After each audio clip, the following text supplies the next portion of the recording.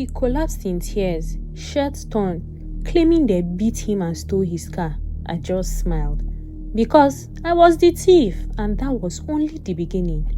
The first time I caught my husband cheating, I was devastated. The second time, I was mad at myself for believing he would change.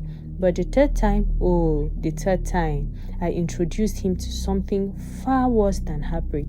I gave him an experience he will never forget for the rest of his life. It started on a Wednesday morning. The sky was grey, and the kids were still in their pajamas, humming the latest cartoon songs. My husband, Kunle, came out of the bathroom smelling like imported cologne and fake promises. He said he was traveling to Abuja for a tech conference, something about fintech and investors. I didn't question it. I helped him pack, folded his crisp shirts, polished his shoes, even joined the kids to wave him off as he drove away. The only red flag? He left just 5,000 naira. He said he would send more once he settled in. As an understanding wife that I am, who am I to object? I had to collect the money and even thank him for it. After dropping the kids at school, I went to the market. Money was tight, so I had to strategize like a UN food relief agent.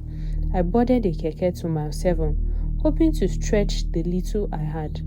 As we drove past a brothel famously known in our area as House of Pleasure, I saw someone standing outside who looked familiar, wearing a shirt that looked familiar to what I just packed for my husband, who should be on his way to Abuja for his tech conference. This can't be him. I blinked. I looked again. Kunle, Abi, who is this? Ah, men will stain your white. They will put poto in your eyes by all means. He stood in front of the brothel, smiling like a man who had just won a lottery.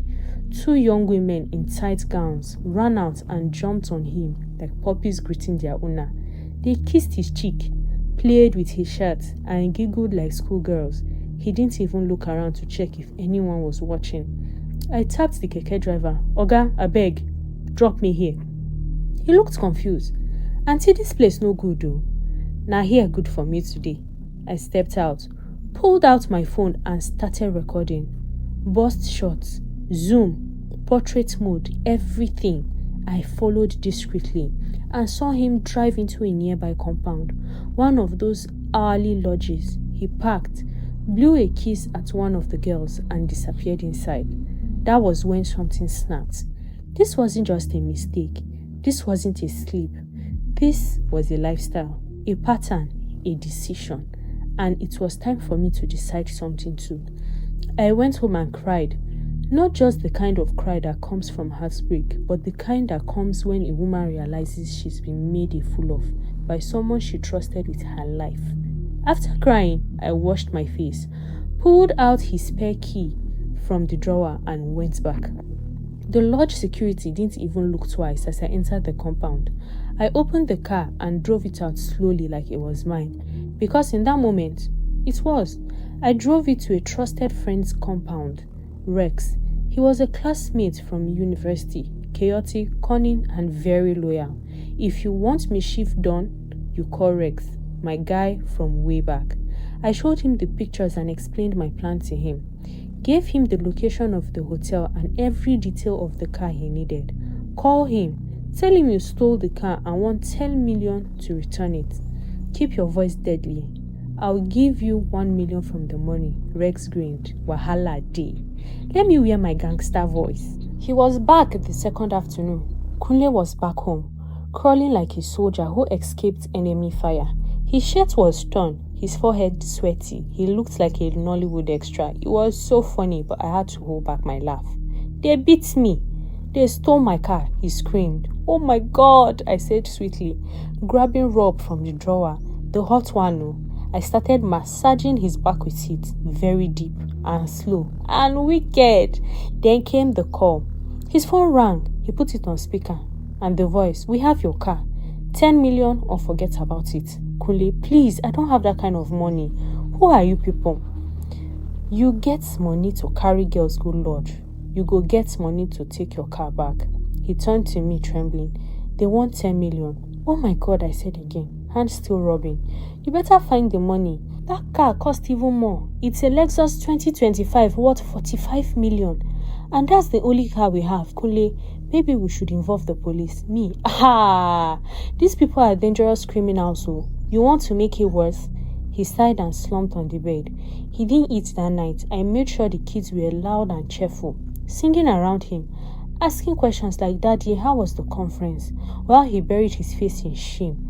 By morning, the money had been transferred. Rex sent me a screenshot. I sent him his 1 million. Then we both planned drop-off of the car close to our estate gate and left the key in the car. I was told to come and pick the car for my husband, and I happily went and drove the car back home myself. Kunle heard the gates open, peeped through the window, then fainted on the sofa. When he came to see the car, I was already inside, sipping juice beside the parked car. Kunle, how did you get the car? Me, I met the thieves. They said I was more responsible than you, so they handed it over. He looked at my phone and scrolled through the pictures. His mouth opened and refused to close. You set me up, he whispered.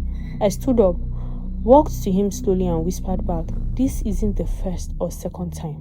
But I promise you, the next time I won't just steal your car.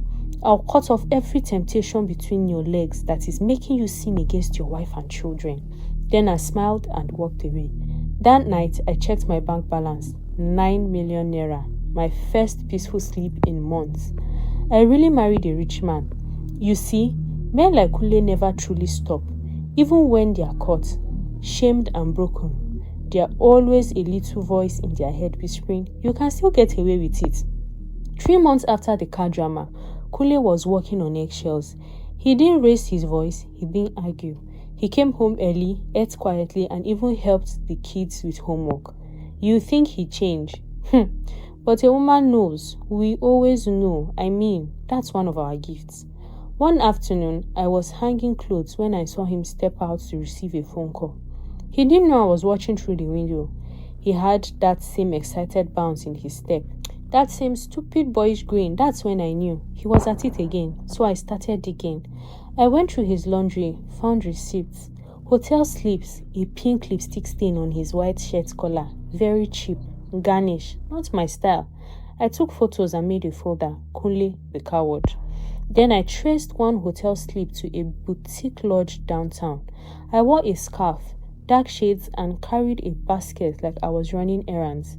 As I stopped opposite the building, I saw him and her. She was young, maybe 23.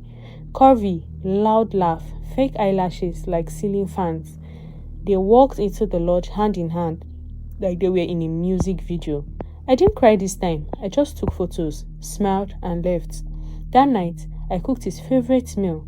I wore the wrapper he liked, even painted my nails the shade he once said reminded him of our honeymoon. I treated him like a king. And then, when it started to rain heavily, I asked him to drive me to the pharmacy to get cough syrup for my son. He hesitated but agreed.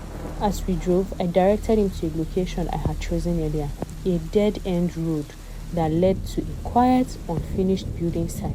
He frowned. Where is the pharmacy? I said nothing, just pointed ahead.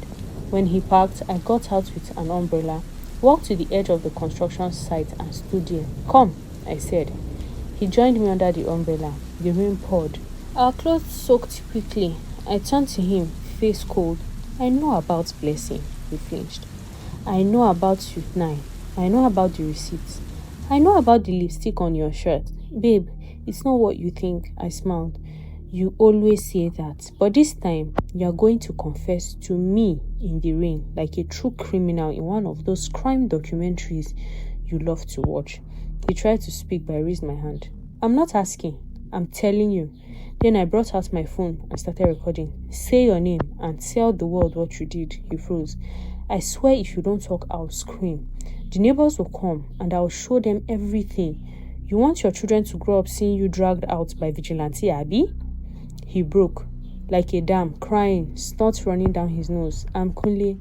I cheated again with a girl I met on Instagram. I paid for her rent. I told her I was single. I let him speak and confess everything. Then I ended the recording. When we got back into the car, he was silent and broken. The next morning, I sent the video to his mom, his sisters, even his pastor. Everyone who is aware of this marriage needs to see how it is going, so that when he crashes, they won't say I covered him. So they got the video the first thing in the morning. And I know you ask me why. Because I wanted him to feel what public shame tastes like. I wanted him to realize that some wounds don't need blood. They just need a crowd. And it worked. They all started calling. By nightfall, his mother was at my door. Please, don't divorce him. He's sick. We can take him for prayers. I said, he doesn't need deliverance, so he needs discipline. She begged and she cried. I gave her one condition. He would sign over the land we were building our second home on to my name. And he would never touch a kobo of my small business again. He signed, and I deleted the video, but not the backup. Let him try nonsense again. I will send it to the whole estate WhatsApp group. Some men apologize because they are sorry. Others apologize because they are caught. But the worst kind, the ones who say sorry just to reset the game and start their rubbish all over again. Kunle became a ghost in his own home. Quiet, obedient, eyes down. He stopped going out, deleted his social media, and even joined a church men's fellowship. On paper, he was reborn, but I knew better. Redemption without accountability is just performance. One hot Saturday, I went to visit my younger sister, who had just given birth. I returned to meet Kunle in the sitting room, sweating and pacing like a man whose sins were knocking. I need to tell you something, he said. Then talk. I think someone is blackmailing me. I didn't blink. There's this girl from work. We talked. Just talked. She's now saying I owe her money, and she's threatening to tell you. I looked him dead in the eye, then let her tell me. His lips trembled. She has pictures. I exhaled deeply. So he had started again, just more discreet this time. And that was when I knew he wasn't going to change. He didn't need chances. He needed consequences. Final ones. So I told him to sit. Since you like playing games, let's play. But this time, the rules will be mine.